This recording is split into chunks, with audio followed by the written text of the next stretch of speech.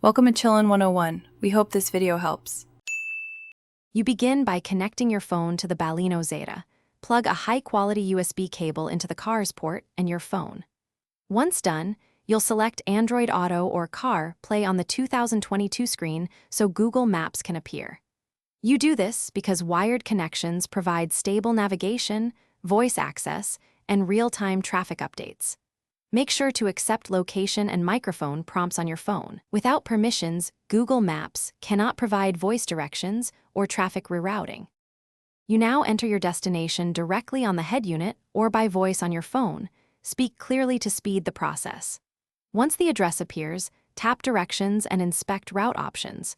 Choose fastest, shortest, or avoid tolls if needed, because the car may handle steep roads differently. Then confirm start and enable lane guidance and live traffic so Maps recalculates around incidents. Also check that the Baleno's audio route's voice prompts through speakers so you won't miss turn announcements. You drive following Google Maps visual and spoken cues. Glance briefly at the screen only when safe to confirm lane changes and exits.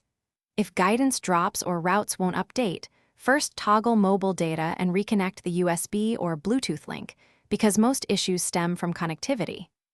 If that does not fix it, reboot your phone or the Baleno system.